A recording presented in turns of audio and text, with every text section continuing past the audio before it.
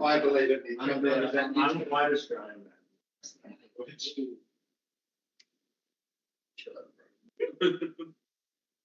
Calm down, Evan. Put the fries in the bag. Calm down, Evan. There's wedges. Put the wedges in the box, little Brett.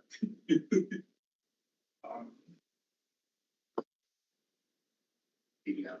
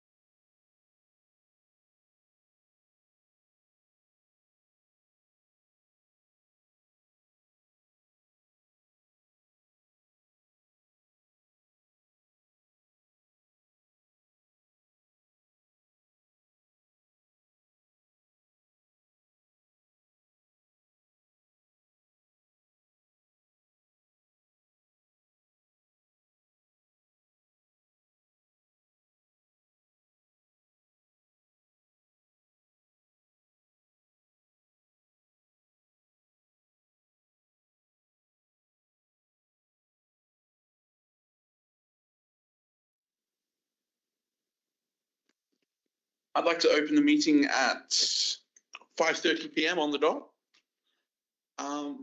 Start off with the acknowledgement of traditional owners.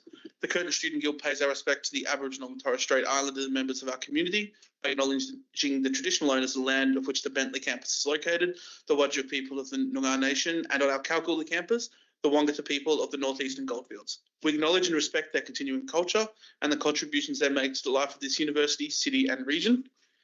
In attendance, we have Tom, Lorian, Cooper, our new acting ISE president, Tussin, Mitch, myself, Dylan, Razan, and online we have Rabab and Nicole.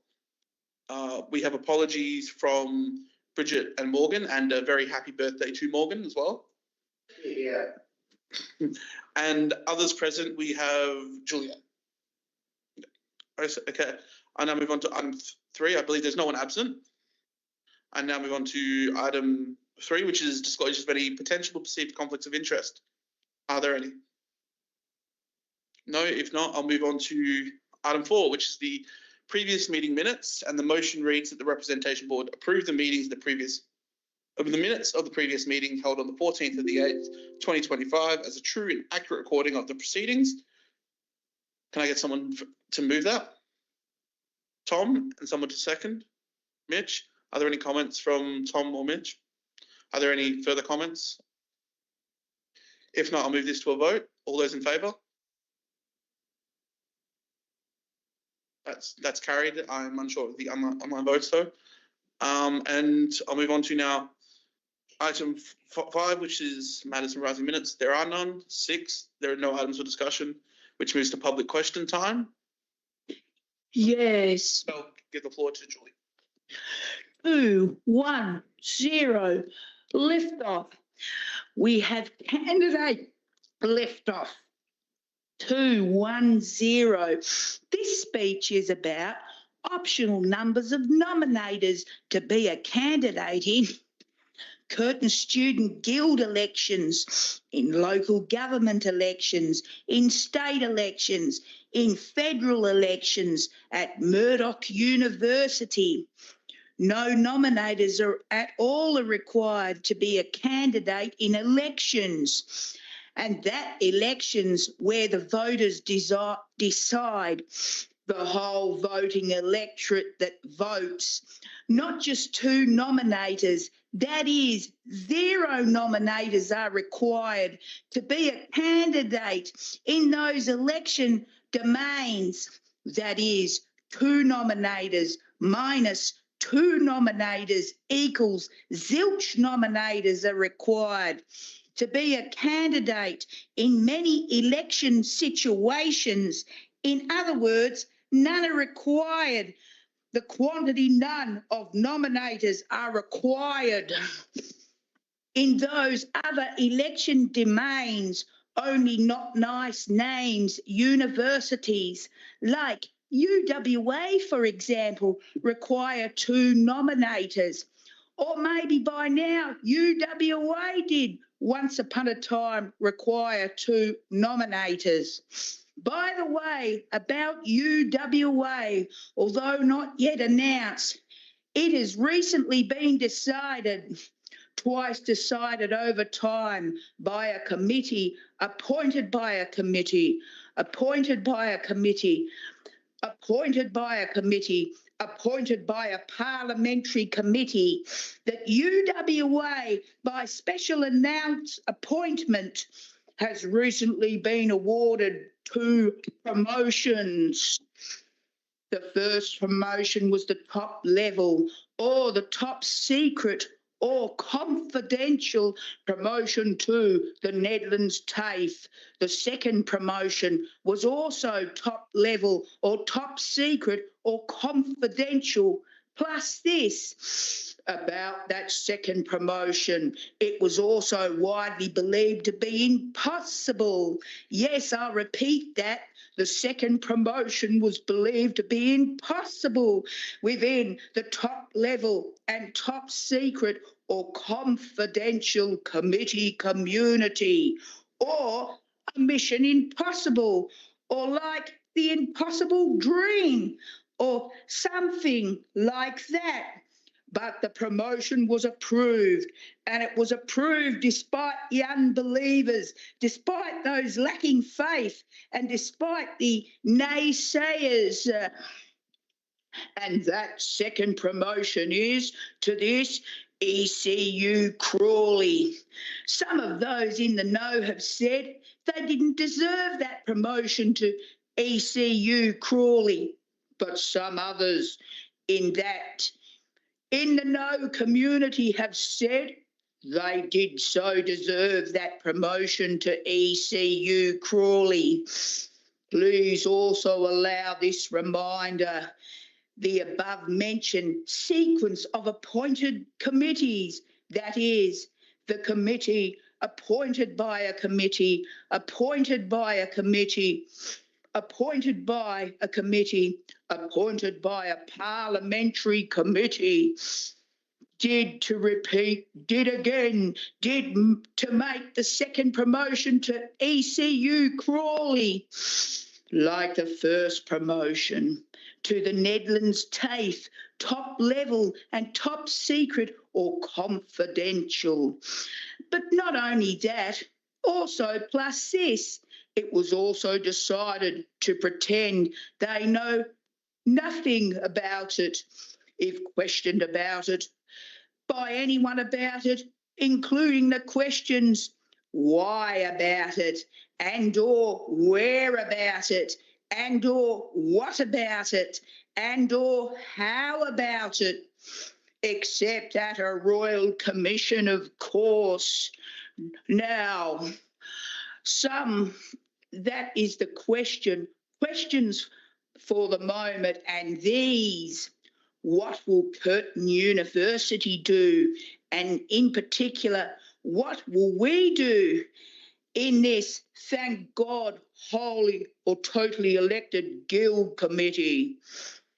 About the number of nominators required in our elections to become a candidate, and by setting example, what will we be suggesting and or recommending for all the other folk within the totality of this university community?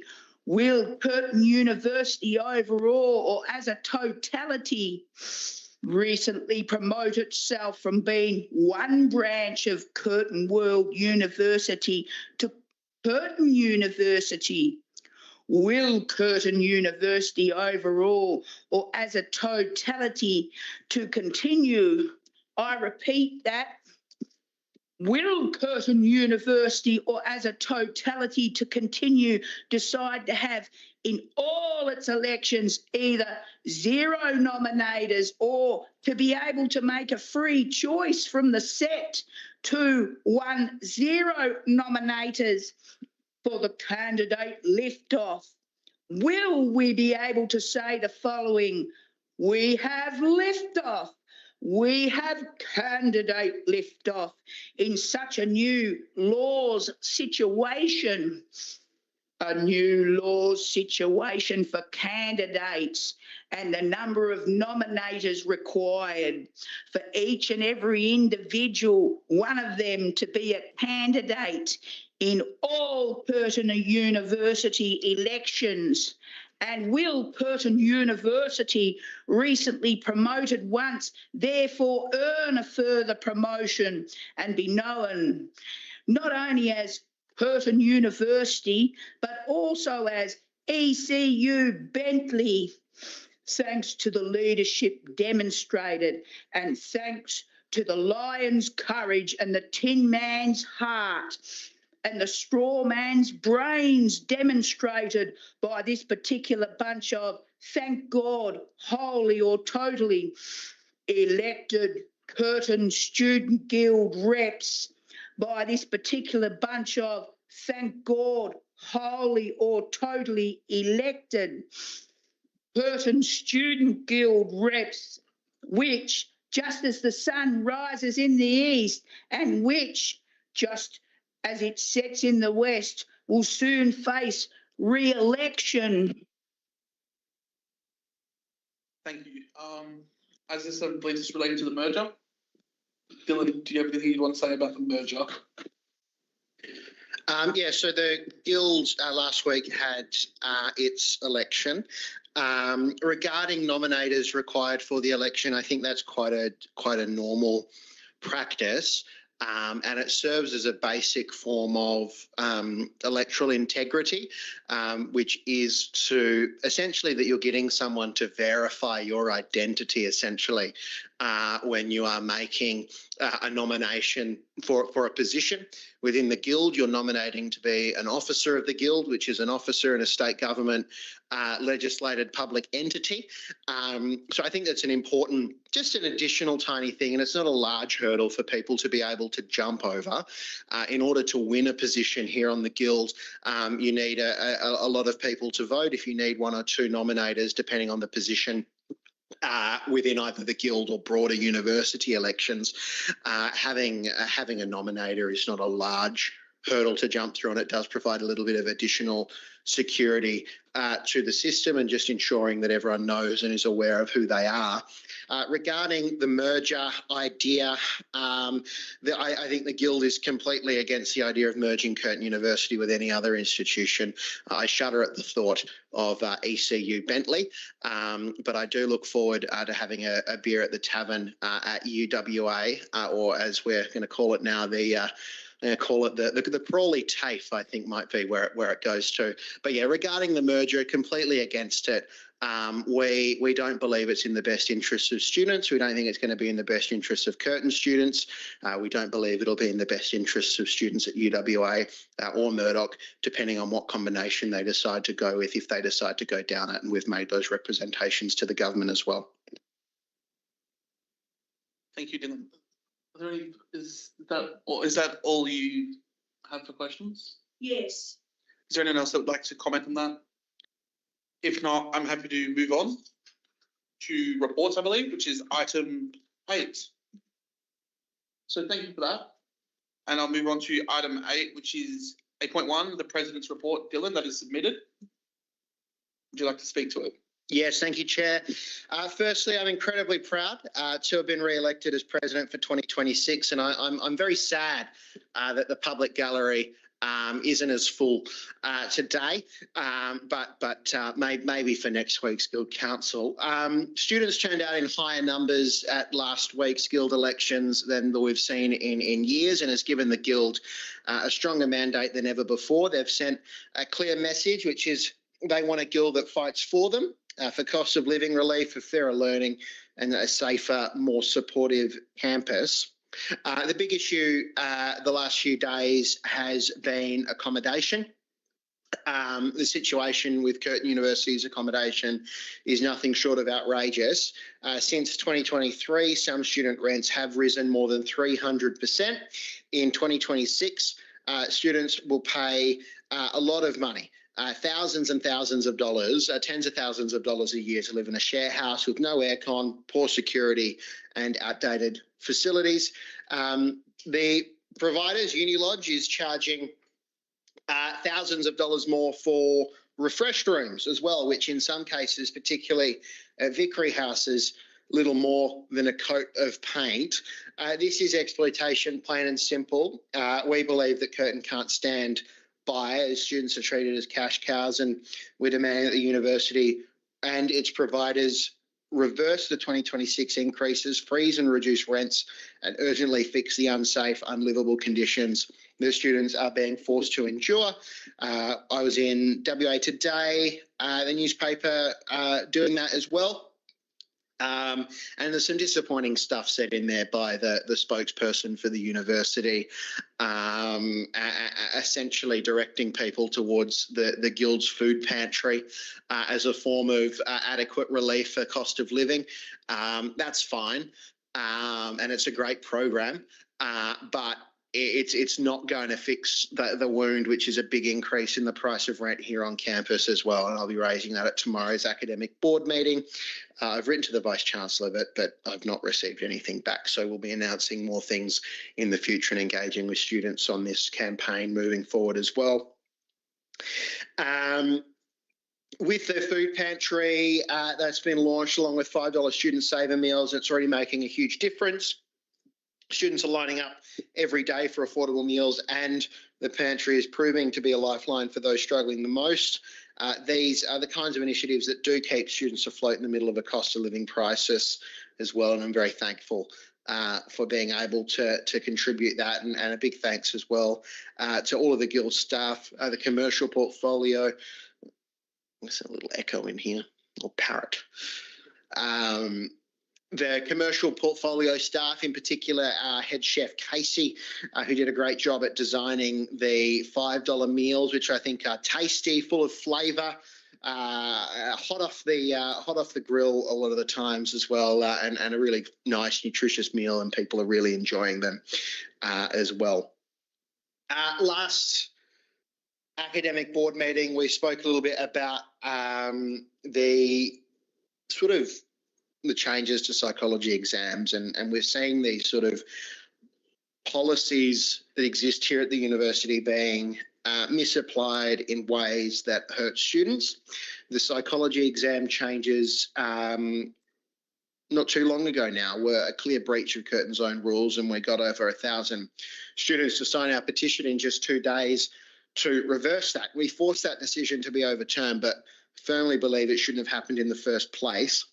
At tomorrow's academic board, I'm going to remind faculties and schools that we must stop bending or ignoring Curtin's governance frameworks, and that students should not have to fight for fairness after the fact, and the rules need to be applied correctly from the start. I know that education placements are another issue as well, with students in the School of Education being impacted, and I know the VPE and the Humanities Rep have been working hard on this, and I'll leave further discussion up to them. But that's about it at the moment. At the last Guild Council meeting, the new Curtin Student Guild Strategic Plan was adopted. I believe that's up on the website now. If not, it'll be up shortly, and we'll circulate that as well and launch that around the university community and to everyone else as well. I'm very proud of that piece of work, and that's going to help guide the organisation going forward. Thank you. Thank you, Dylan. Are there any questions for Dylan's report? If not, I will move on to Lorian.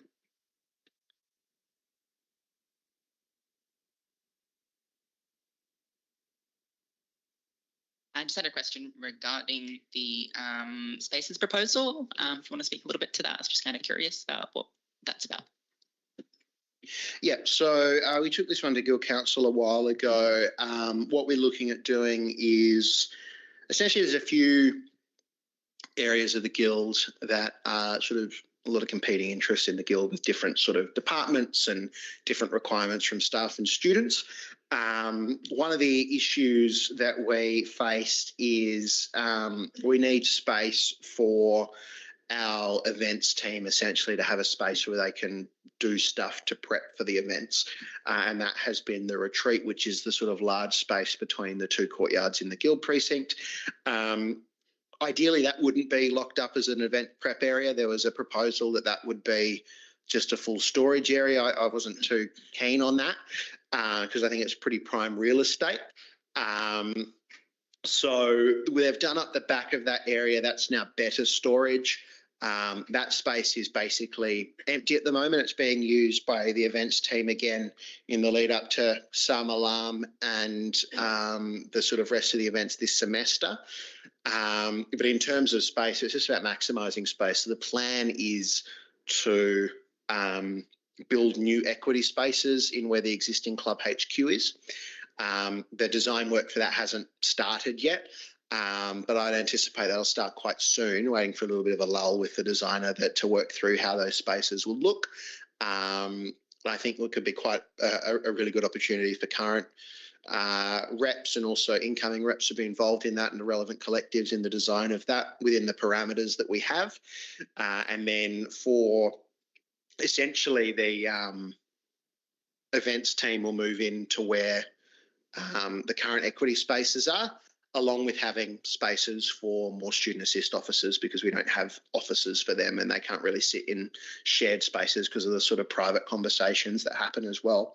So that will sort of be the initial first step. And then we will also have that middle section, whether it's called the retreat at the moment, between the two courtyards. That will be activated as a space that can be used by collectives, it can be used by clubs, it can be used as sort of more of like a nice common room kind of space as well. And the benefit to that is that it opens out into both courtyards. So theoretically, you can kind of have an event in the whole sort of Guild precinct, depending on the size. It gives a little bit more flexibility. Other than that, we're looking at how we can best utilise Cafe Central. It's a big space. What we would need to do to refresh that. It's got a lot more foot traffic in there with the cheaper meals, which is fantastic. I think there's more we can do to transform that. There's what we can do with the STA, old STA travel space as well. So yeah, there's a lot of spaces there. We want to maximise and optimise that space. The tavern's in need of a little bit more than just a fresh liquor paint. It probably needs a little bit of extra love in there. Need to look at getting new furniture and making the courtyards nice. So I think, yeah, just generally the Guild precinct's probably been forgotten about for a little bit, and it's about how we utilise our resources in a way that freshens it up and gives people the spaces they need and the like. Ideally, we'd build up and hopefully that can be on the cards in the future. I know that the UWA Guild precinct has multiple stories in most of their buildings, and it means they have things that we don't have in terms of club rooms and better spaces for their departments and things like that. We just don't have the space to have the space that they have, unfortunately. So I'd love to get there eventually, but this is kind of a first step to see what we can do to maximise that space now. And then, sorry, I'm going on a bit of a tangent. I'm very passionate about this project, but yeah, thanks for the question. Does that answer? Is there any other questions for Dylan? If not, I'll move to my report, which is the Vice President Education report, which was submitted. I'll just touch on a few things. So ongoing. So the universal submission time, I'm going to bring it up when we approve the ASPM tomorrow at academic board that we did in principle get an agreement for this to be brought up future in this year. So ideally that will be something for consultation, I'd assume October and November academic boards. So potentially pushed out in the year, no promises there. I am planning to get further consultation with students, even though it's very clearly obvious that students want this. I think the more the merrier with numbers. So I've spoken to Bridget, which as acting VPA, about what we can do there.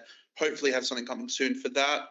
With education and the lack of placement for students, I wanted to give a huge shout out to Tom there, constantly going back and forth as the voice between the School of Education and us. Yeah, I'm sure there's more in your report about this. Yeah, and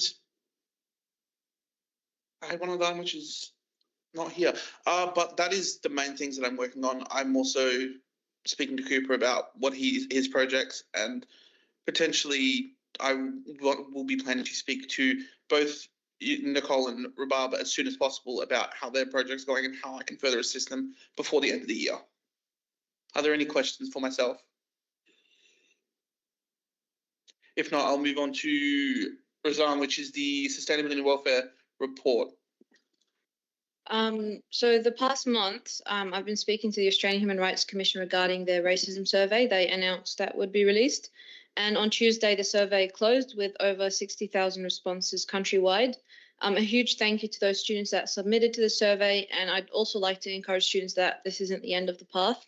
Regardless of whether you submitted or not, it is really important to report such incidences. And I know it can be difficult, but if you ever feel uncomfortable submitting and complaining to the university, know that you can receive assistance.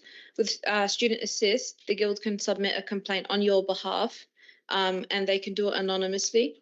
And the Guild is here to support, and I commend the Commission as well for their efforts. Also on anti-racism efforts, the university is also drafting a racism definition to create a more definitive stance that can hopefully see action. The Guild has been involved in these meetings, and I'd like to see a university that doesn't just not tolerate racism, but positions itself as anti-racist as per the proposed definition that is currently been working on. The Recycling Hub has also been launched, and it's being used a lot more than I even expected, which is absolutely amazing. Please, students, don't place rubbish in it. I think that's been the main issue, and it's having to go through it and trying to figure out what's recyclable and not. It's a little bit disappointing. But the hub can be found on level 3 of the library. It offers recycling of 6 different items, from bottle tops to office supplies to beauty products and batteries. I've been asked a lot about whether the Guild will be expanding the initiative. That's something that can be considered for sure. It is definitely in its pilot phase. So there's tweaks here and there that are still being done with this little system that we're creating, but it's definitely something that we could possibly see expanding later on. And last month, Perth saw one of its largest rallies, which the Curtin Student Guild proudly endorsed, the National March for Palestine, attended by dozens of unions and about 25,000 Australians. The march called for sanctions on Israel and an end to the genocide, which the Guild has also longed for. I'm happy to take any questions regarding my report. Thank you, Razan. Are there any questions for Razan's report? If not, I'll move on to the Faculty of Business and Law Representatives report. Nicole. Yep, so I'm happy to take most of my report as read. I do have a few updates. Yesterday I had my Grill the Guild, and today I had my law school stall, both of which were very successful. During my time at the law school, I was also able to get more information about the Essential Textbook campaign from law students, which were the main people who had the issues to begin with. So this was really great. I found more issues that I have to bring up with the library team, so I'm going to have to set up a meeting for that. Other than that, all of my KPIs are going pretty well and things are going smoothly. I'll take any questions. I've got one question. If anyone else has any questions as well, feel free. And then I'll just saying I have a question, yeah. But I've got a question on Nicole. You mentioned to me about your stall today. How was that? What feedback? Good. So first of all, the feedback regarding the stall itself was that the students really enjoyed having a non-law related event. They don't get many events from the Guild / Curtin in general, other than what's presented by the Curtin Law Society, but usually the events hosted by the Curtin Law Society are very career driven. So it's with industry and other people within that practitioner. but they wanted more events like what we did today because we did notebook making and bracelet making as well, and then just brought some Lego for them to hang out with, and they really enjoyed that as just a moment to de-stress. I'd also asked in future if there was a certain period in time which they preferred for these type of events which weren't related to their studies, and they preferred events the week before their tuition-free week, because their tuition-free week is next week. So I wanted to keep that in mind and put it in my handover report for any future events at the city campus. In regards to the essential textbook campaign, the input I received was that there was still issues ongoing with there only being 3 copies of essential textbooks online, and thus only 3 students are able to access it at a time. So I'll need to bring that up with my meeting to the library.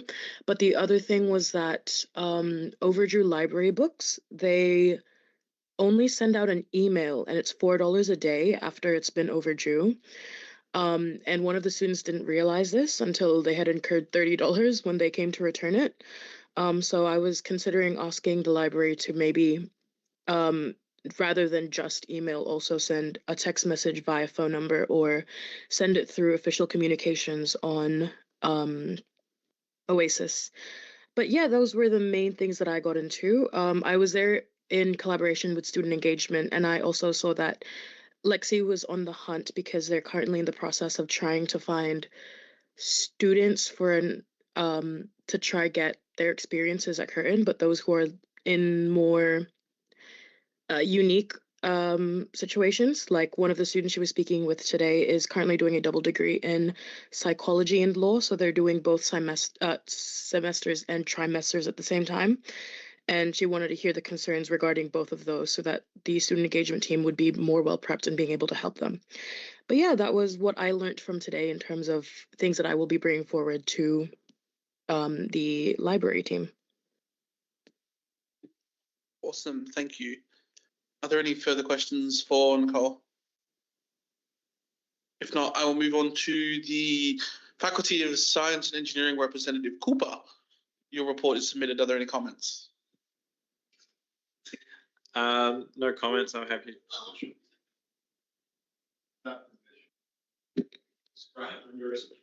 Use I don't think it's the microphone. Probably. Yeah, I'm happy to take my report as read and answer any questions. Are there any questions for Cooper? Can you read some of your report to us, please? I can if you want. All right, I'll touch on a few points then. I've spoken in not my most recent, but the meeting before with the Director of Student Engagement and Dean of Teaching and Learning. Thankfully, the Math 1020 pass rate is finally starting to come back up after a decent amount of time of it being quite atrocious. And now the faculty is starting to eye in on Comp 1005, which is another quite poorly run unit. Currently, EA accreditation is a main focus that EA will be coming to campus around in October. The reports have been submitted, so yeah, just a visit from them. What else do we have?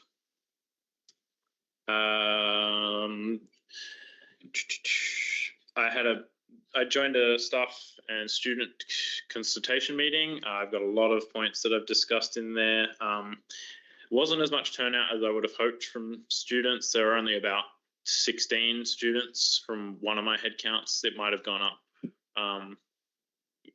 during the meeting, students rolling in, but considering that covered mechanical, mechatronic, and industrial and systems engineering, which is probably the largest cohort, probably about 60% of all engineers. That's not a very big turnout, but yeah, they all had very good feedback to give, and so that's all written down, and I'll be providing it to the Dean, Daniel Southam, so he can review as well. And in my latest meeting with the Dean, just, yeah, brought up again about Comp 1005, what they're planning on doing, how they had some discussion about how it could be fixed. Also, engineering students tend to have, we're trying to discuss if their workload is sustainable nowadays. The aim has been 10 hours, each unit is 10 hours of study time per unit, so 40 hours for a full load. Whether that's the case is not clear, but my gut feeling is no, it's not the case. Most students are probably putting in probably closer to 15 per unit, which over 4 units is a little more than that. It's about, what, 50% increase. So I feel a majority of students taking probably closer to 3 on average. It's the average unit load's probably about 3.5. They also, students are taking 90%. 90% of students have at least 1 day free a week. Unfortunately, I think that is likely due to their needing to work on top of it during the week. So they're getting an extra day off, but they're not. It's not a day off for them. It's full-time work, more likely. So, yeah, that's all from me. Any further questions? Is there any further questions? No. Okay. Well, I'm sure those Redditors will be happy about your update on Comp 1005, and mentioning study loads seemed to summon something primal in Mitch, and as he broke down in tears. And I suppose I'll move on to. I suppose I'll move on to the health science representative report, Rabab, that was submitted. Do you have any comments? Yes, I'm happy to take my report as read, and I'm happy to answer any questions too. Thank you. Are there any questions for Rabab? Yes. Rabab, can you go through some of your report in a similar manner to Cooper? Thank you. Yep, all good. So I attended the faculty courses committee meeting last month. This meeting addressed like important requirement updates, student opportunities, and course development initiatives. We had key items included during the discussions on offering like health science students, like health sciences units in Sri Lanka. We had the Project 500 nursing student engagement in Mauritius and comprehensive course reviews for biomedical science programs. Committee also considered compliance issues relating to academic integrity and English language proficiency, development of a new undergrad certificate in university studies, and noted proposed changes to entry requirements for nutrition courses. Updates on student engagement initiatives and planning for the assessment 2030 were also provided. And then we had a DIB working meeting as well. The meeting was quite short. We just had a proposal for student representation, and dialogue committee was raised, aiming to create like a structured platform for student representatives and guild members to meet with lecturers and staff. This initiative would like support the open dialogue, inclusion, and address barriers to belonging within the academic environment. We also had Health Fest last month, and that was an event organized by the Health Sciences Student Engagement Team. So I was working alongside Shay and Jacinta, and they were pretty good with everything. I just did like marketing for the event. I tried to offer help, and I think Morgan just printed out some resources for her to include, so I just took them down to her, and then I was just there helping out at the stall as well. Then what else? I also had my Grill the Guild last month, and that went well. I do think though that students didn't really come up to me to ask any questions or anything like that, so that was a bit of a disappointment. But yeah, that was a good event. And just to add, I think I'm trying to currently work with Pharmacy 777 to try and bring a pharmacy on campus. I'm not sure if they've gotten back. I mean, they did get back like 2 weeks ago, I think. They just said that they're going to have a meeting with the exchange precinct. I'm not too sure. And then they said they would like to have a meeting after Wednesday, and it's been after Wednesday, but they haven't reached back yet.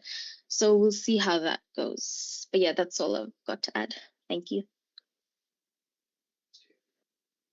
Thank you, Rabab. Are there any, sorry, are there any further questions? Yes, Dylan. I'm interested in people's thoughts on Grill the Guilds, and I'm sorry, Mitch, because because it's a really good point that Rabab brought up. The idea behind Grill the Guilds is so that people can come up and see the guild, but it's people is just taking free stuff, which is fine. I think like we should be doing lots of barbecues. And like I think it's a good thing. But like, does anyone have any takes on like how we make it so that more people actually engage with us as reps at Grill the Guilds? Is there anybody? Yes, Mitch. Some things that have been suggested and some things that have happened in the past are Athena Hillman, back in her day as VPA, used to have a guild suggestion box, and you had to fill in a sticky note and put it in the box before you got your free food. It's one option. And I think you've got the, the box you use for with your face on it that people draw mustaches on, that one. She used one like, oh yeah, that too. Yes, I did. So that's one option. The other option is, it's been brought up, we can set up, people have to scan their student card and it'll pop up with what faculty they're in. We can actually gather data on who's coming to our free handouts, our free food. They don't actually have to do anything other than scan their card, just so that we know who we're getting to. We can see who the more active students are with the guild. We can make them scan their card to make sure they're actually for the faculty that the Grill the Guild is for if we want. We can be not so strict with it if we want. Like, it's entirely up to how the exec want to run it next year. Like, there's a lot of, and that's something that we already have the capability of doing. We already have card scanning and it'll pull up when you get a list of people who came to the events. It can also be integrated with the app as well. Yeah, don't talk about the app. But there's definitely the suggestion box thing that Athena used to do. It was actually really good, and there was a lot of engagement. And she used to make people write stuff on the sticky notes to put in the box. And then for like general things like Brenna, she would just be like, put general guild suggestions in, stuff like that. But also the other side of it is we need enough people volunteering so that the faculty rep who's running the Grill the Guild has time to actually speak to the people. Rather than actually like running the barbecue, they should be out there talking to people. They should not touch the barbecue. They should be talking to the people. They should be interacting. They should be getting feedback, asking them, how your study's going, what can we be doing better, what needs to change at Curtin. And they should also be writing it down so that we have a record and we can actually go back and look at what the students are saying to us. That's all I have to say on that. Thank you, Mitch. Is there any further opinions from the reps? Cooper. Yeah, I think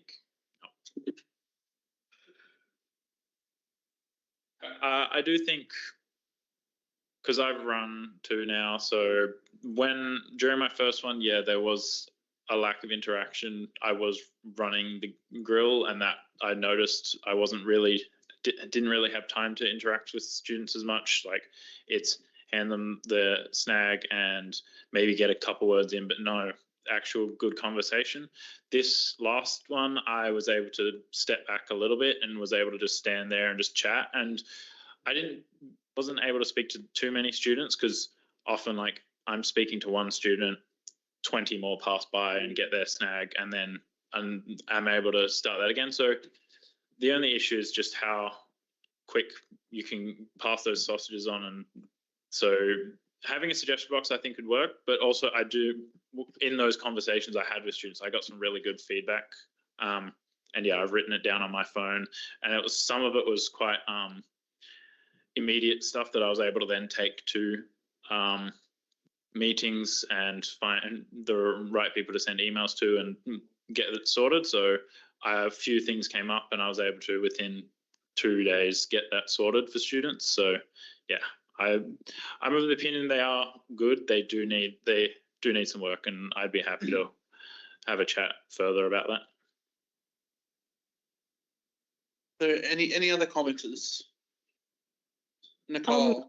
Yeah, so with the Grill to Guild, I've actually found that, especially if you can leave the actual grilling part to your team, what I did during my Grill to Guild was actually filming it as if I was going to edit it later for a video. I didn't end up making a reel out of it just because I didn't get, I forgot to get the permission from students and in case I needed their signature. But it was really good for me to go around and actually interview students one-on-one and asking them if they were comfortable with answering any questions. That's only if you're able to actually leave the barbecue area, which I know majority of the time cannot be the case. But if you can, it is really helpful because I found that with asking them one-on-one, they were able to give me proper examples, which is the thing that people don't usually give with suggestions. They'll just give you an overarching, like, oh, this is an issue that I've had, but you don't get from what unit it was from or who specifically like caused that issue. So yeah, I would highly suggest like walking around along the queue, especially before the grill starts, if you have time, or while the grill is going, just asking students, especially if they've already got their snack, they're usually more willing to speak. That makes sense. I'd also comment on this. No, I think this is a valid discussion though. This is a valid discussion. I want to give like just a huge mention to the ComSA as a club, how they do their grill the department. I think that's something that we could absolutely look at, where they're able to get, you know, a lot of the computing like UCs and tutors out speaking to students. I think that's something that, you know, you could see like collaborating with them on something like that, or doing it with other clubs to bring more people, advertise it. And it's not just where there might be the club helping mainly with the barbecue, the rep gets a chance to speak with people as well. That's something to put there. And also for at least the guild run ones, I want to give a huge shout out to Jacob McGregor, who is basically at every barbecue, making sure that people like Cooper can speak. Great.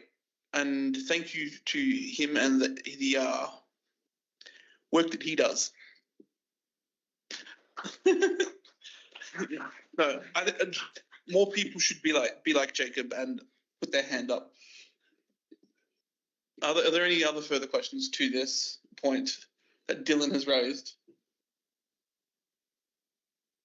If not, I'll also take it as no further questions for Nicole. I mean, sorry, it was Rabab actually. Yes. Sorry.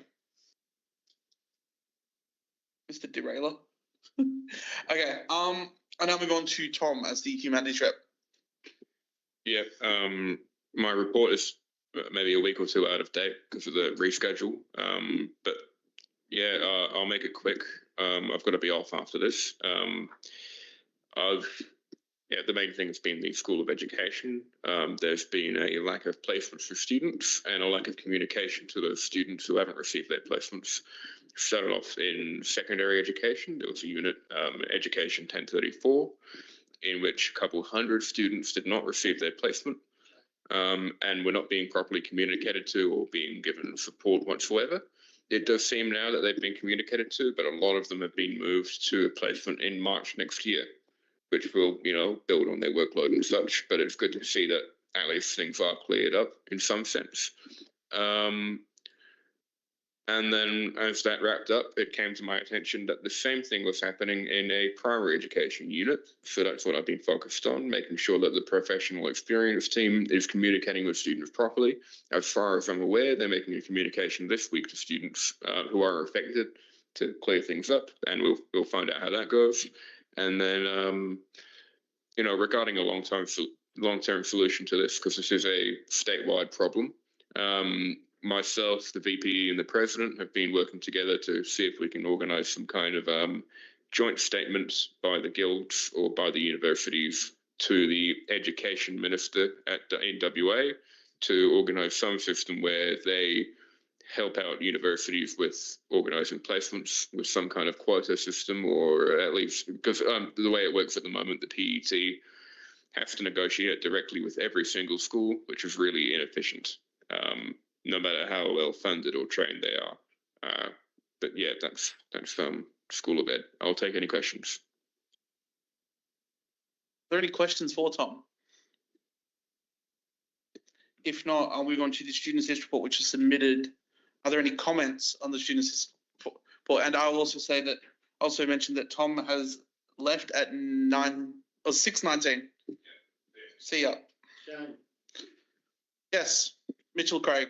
I have a question on notice for student assist Yep. on how the reach out to HDR students on the Kalgoorlie campus on the 16th of September went. Awesome. We'll take that on notice. Are there any further questions for student assist? If not, I'll move on to Tassian, our new International Students Committee President. I know there is no report submitted, but I've seen you around, you've been in meetings. Are there any comments that you'd like to put towards your meetings and your first couple of weeks in the position?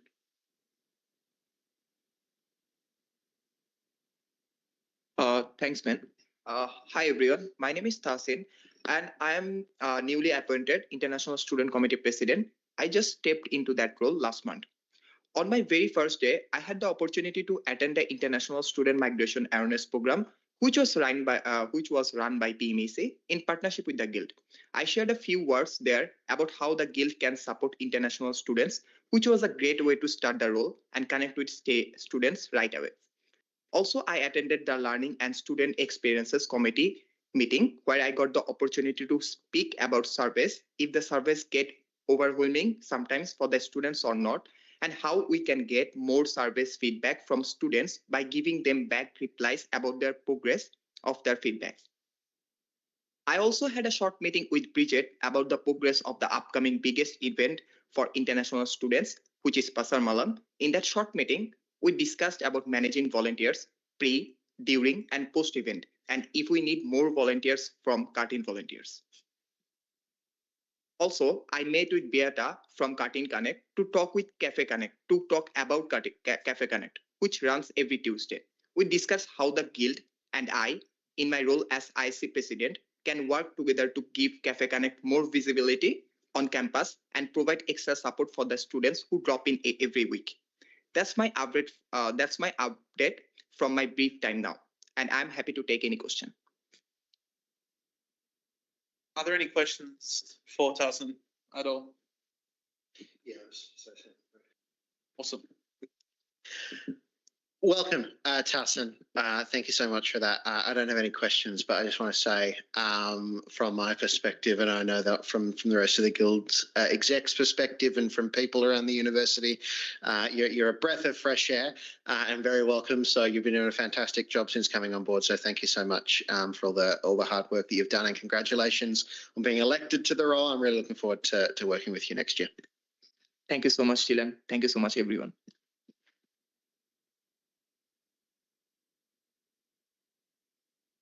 I'll now move on to the postgraduate student president report. Mitchell. Thank you, Ben. So it's been a busy few weeks. There's more in here than what's in my report. So you may ask, what does LMS stand for? And that means Learning Management System. That's Blackboard. So I've been in some consultation meetings about. We're not picking anything. All we've been talking about is what features are required for a learning management system. And it's been some really good consultation, some really in-depth conversations. That's tracking very well. Should hear something around April next year about vendors and whatnot. I also had the great opportunity, thanks to the Guild, to travel to the University of Queensland with its fantastic sandstone architecture and attend GradCon, which is a conference for postgraduate students hosted by the Council of Australian Postgraduate Associations. And that was a wonderful exchange of ideas and a great opportunity to meet other student leaders from other postgraduate organisations and student unions around the country. I am very thankful and honoured to have been able to do that. I also like to give an update on earlier this year, we passed a motion supporting a CAPA campaign for a national international student body. That work is now underway. There's a working group. They're drafting governing documents. They're getting it registered. That'll be announced very soon. CAPA also had the opportunity to speak to the Senate inquiry into university governance, and along with the Guild was quoted in their report. And I think it's very good that the Curtin Student Guild was quoted so much in a report from a Senate inquiry into university governance, and very well done to Dylan and the rest of the team who worked on that. And just as Curtin Student Guild was quoted a similar amount to the NUS, and CAPA was quoted twice as much as the NUS, to give you an idea of how important how seriously they took the Guild's feedback. It's just as important as the national body. Other than that, I'll take my report as read and welcome any questions. Thank you, CAPA Secretary Mitch Craig. Dylan. Thanks, Mitch. A couple ones for you. Happy for you to take them on notice. No need to. Can you just review, do you sit on this body as president of the Curtin Postgraduate Student Committee or as National Secretary of the Council of Australian Postgraduate Associations? No. Anyway, it's fine. It's fine. Good work from CAPA. On the Senate inquiry stuff, the recommendation is that one of the big recommendations is that university council minutes get published, which doesn't currently happen at Curtin University. And also that Vice Chancellor and Senior Executive pay is set in terms of a range, is set by a remuneration tribunal or similar, which is some quite good reforms if they're put through. So yeah, very much worthwhile. A lot of my effort's been taking up with the rent stuff, so that dropped early this week. So completely forgot about that by then. But yeah, thanks for the call out. It's good. Thank you, Dylan. Yeah, I sit on it as postgraduate student committee president, but given that we're a member of CAPA and that we've supported some of the campaigns, I thought it wise to update, since we've recently got an update from the CAPA president on CAPA's activities, to update this body on what CAPA is doing and also the campaign that this board endorsed earlier this year. Thank you. Thanks. Yeah. I should have probably declared at the conflict of interest that I am the National Secretary of the Council of Australian Postgraduate Associations. But I think it is on my standing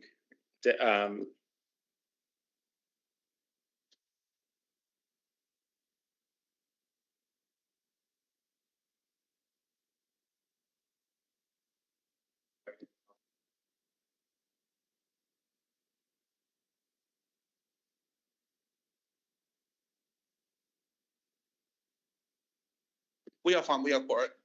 I'll now move on to item 8.11, which is the Queer Officer's report, who is currently an apology. Is there any comments that we'd like to take on notice for this report?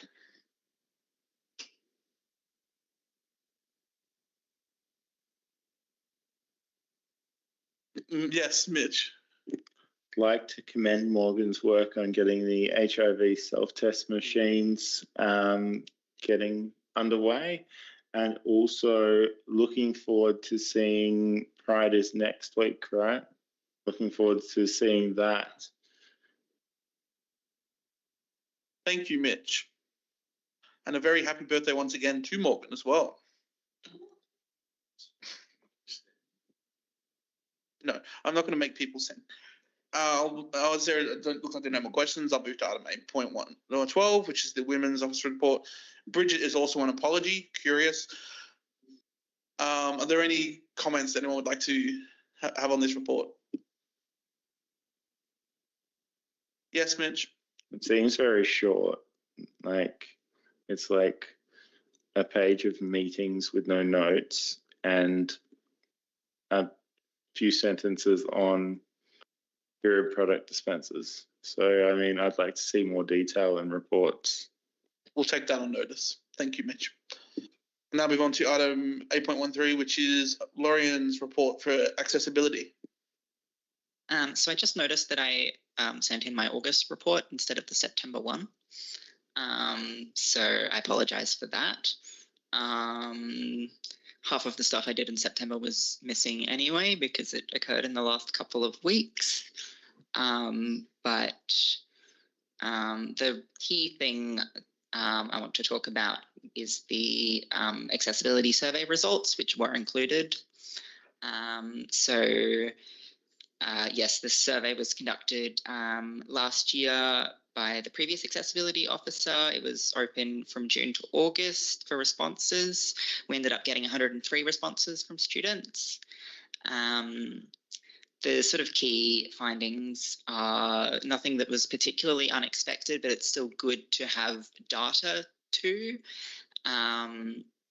Namely that students with lived experience found the physical accessibility of campus was worse than students without lived experience. Events and extracurricular activities were less accessible. Accessibility of teaching content and learning systems was lower. And particularly concerning, although in line with about national averages, 1/3 of students reported experiencing discrimination due to accessibility related issues. There was a lot of recommendations supporting improved disability awareness training, which is good in light of the fact that the university is currently reviewing that. And I have actually sort of did get to look at one of the drafts for one of the look at the draft for the first module for staff training and give feedback on that. And also more information regarding accessibility options was another common recommendation. Happy to take any questions. Thank you. Are there any questions for Lorian? Yes, Morgan. Dylan. Sorry. On the survey, do we have any sort of plans on how we want to disseminate this around, and is there anything like we can do on exec to sort of assist with getting that around to people? So currently, I've sort of it's partway. It's on the Instagram. I'm also bringing it as an item to the Universal Design subcommittee in November. There wasn't quite enough room in for this month's agenda to fit it in, so I'll be presenting that as an item to sort of discuss that through with them. And I've also sort of been sending the results off to people I know who, so that I'm going to send them to the accessibility team to integrate with the staff training. And then also I met with some people working on the Universal Design project. So I also sent them some of that data to use in their sort of research and project as well. We probably can look at, probably speak to Ben about getting it to the LSA, Access Learning Student Experience Committee, and then up to Academic Board as well. We can attach that to my report or put it in as a separate agenda item as well. Probably like just worthwhile for more visibility. Yeah. Yeah, I'm definitely happy to reach out to Secretary in the chat and get that added as an item. Are there any further questions? If not, I will move on to The Higher Education Developments Report, which was submitted, are there any comments for this report?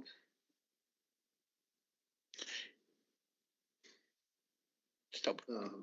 Yeah, Mr. Dillon? I'll just note that the National Code on Gender-Based Violence has been passed by the Parliament federally, which you'd want from a national code. The Guild has today contacted the university around the implementation of that code at the moment. So we're awaiting hearing back from them on what their plans are. There is the possibility that there will need to be changes to how the Guild handles things like complaints. And I know there's also work that's being done at the moment on prevention and the sort here through their Guild as well. So very happy to keep Reps Board up to date on those on that, and we'll work with people and happy to hear different thoughts and opinions on that as well. But just sort of saying that comes into place from the 1st of January next year. Largely the onus sits on the university. The ball's broadly in their court, but the Guild needs to play a role in that. And there will likely be some changes to how our sort of discipline processes and investigations and things like that work. So yeah, I think like it's a very welcome development. The Guild's very supportive of the code and has been advocating for it for a long time. So it's good to see it put in place.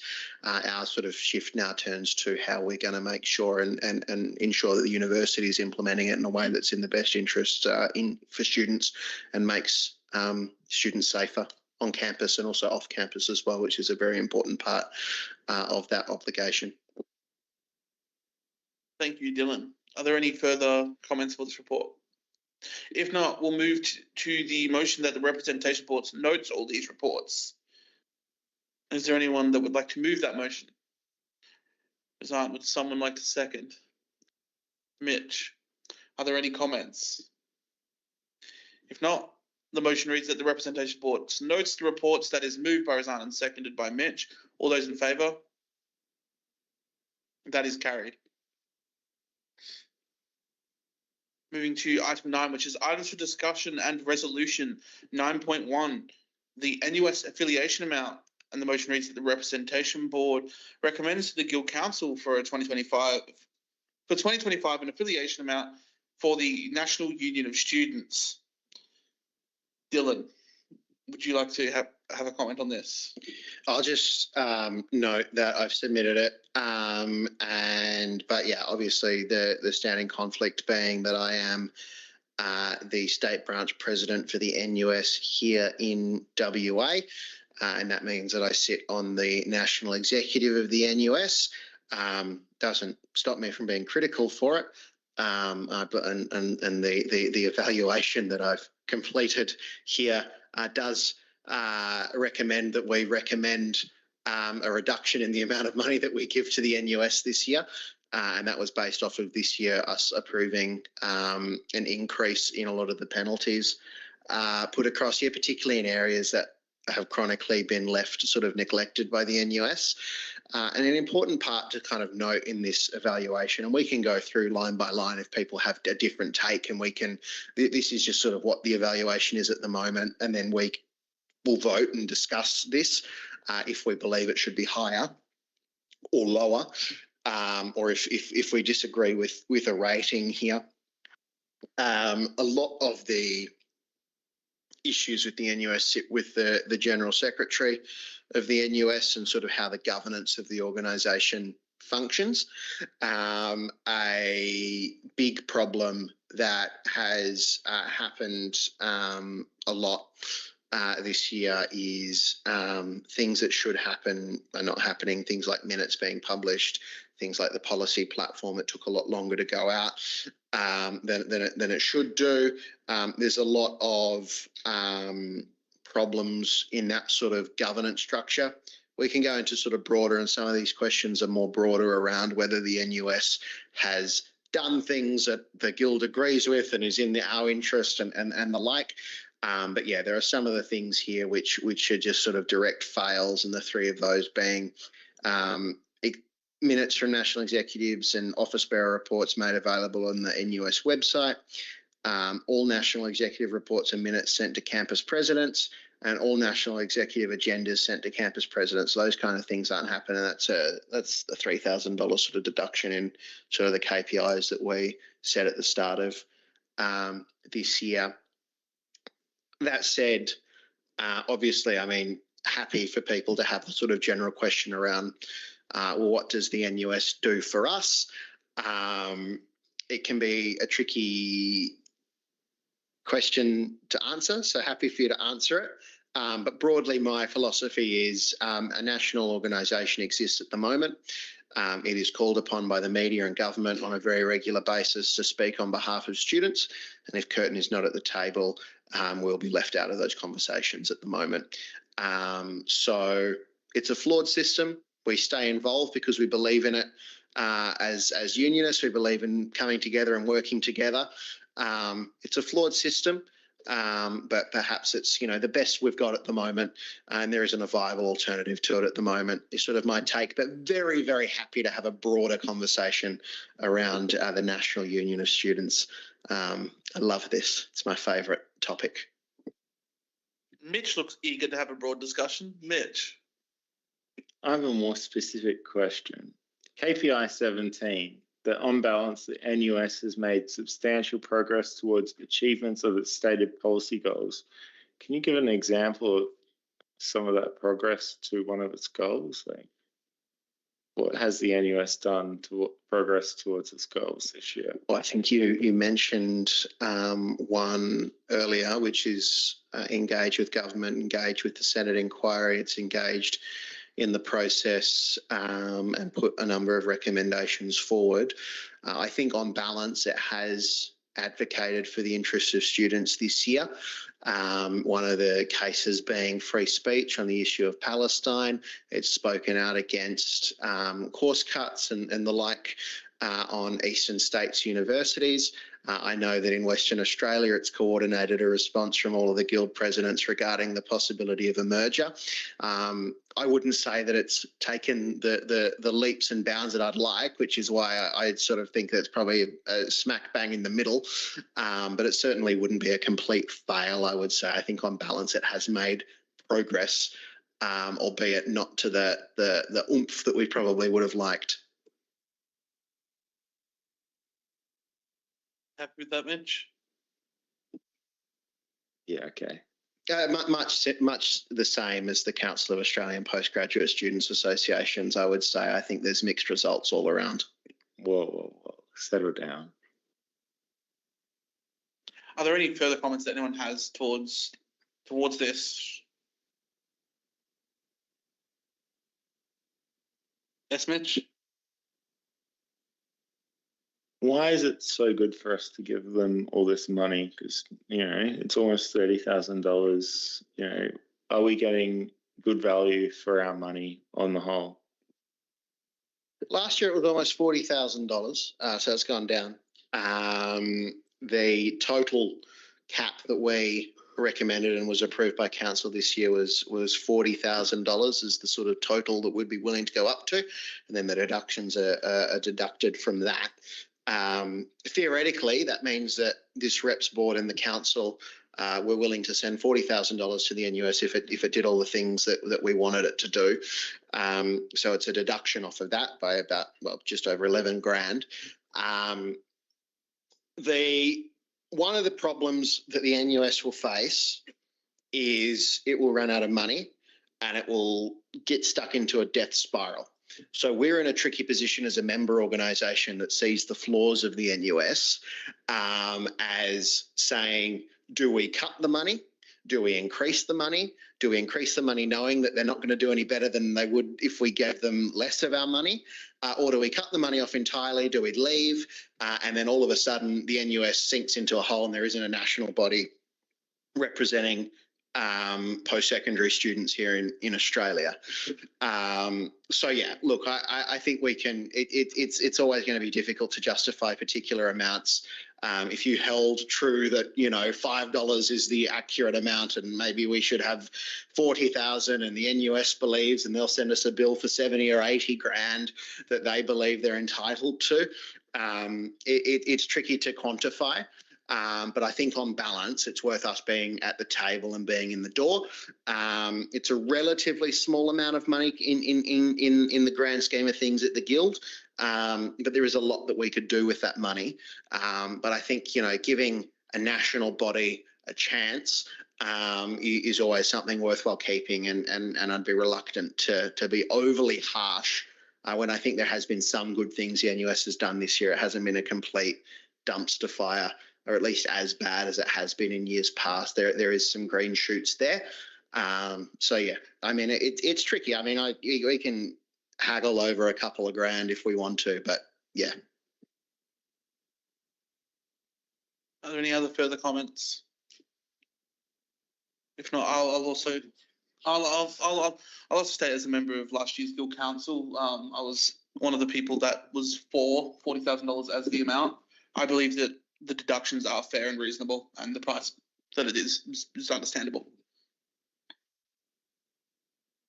With that being said, I'm happy to move it to a motion.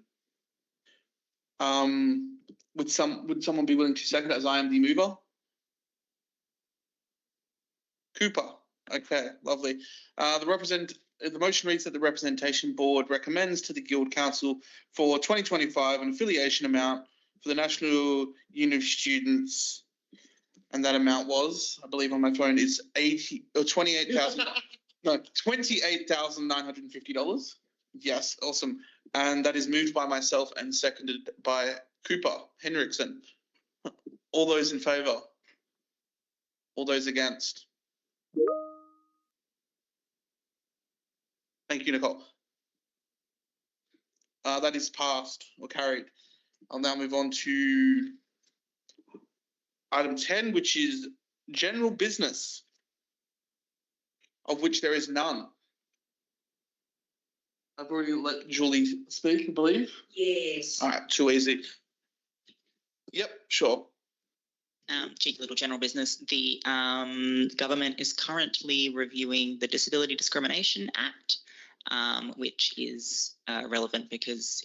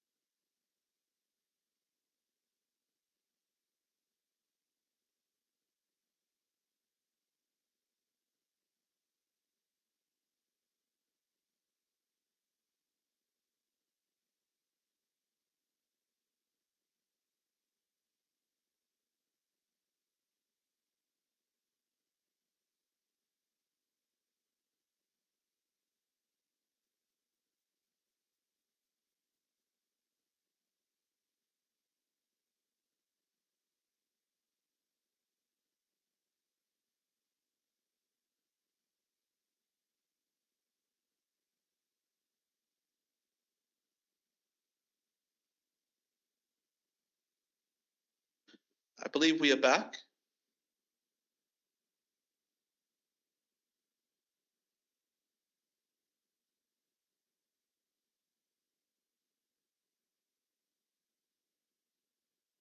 With quorum barely hanging on by a thread. I will move on to item 11, which is, oh, Lorian, sorry. it's the same. Yes. Disability Discrimination Act is being reviewed and accepting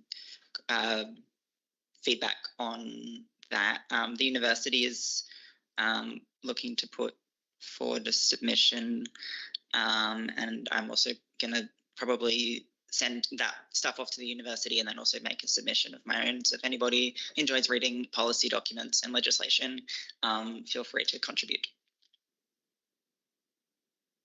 Thank you. Is there any further general business? If not, I will move to item 11, which is the meeting evaluation, which has been graciously done by Mitch. Take it away. Thank you, because you haven't heard enough from me this meeting.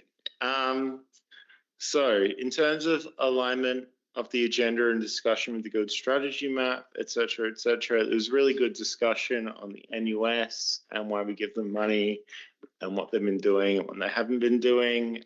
Really good to have some in-depth discussion. It was great to see students having a say in public question time. Thanks, Julie. And there was great discussion on the spaces proposal as well. Committee papers provided the right information. They did indeed. Suggestions for improvement could have some catering. Strengths of the meeting. Everything we did today has been about the student, about improving things for the Curtin student. There was also some great discussion on the engineering workload. Values moments were wishing Morgan a happy birthday and recognising the contributions of Jacob McGregor. That is all. Thank you. Thank you. And with that, I move to item 12, which is the next meeting.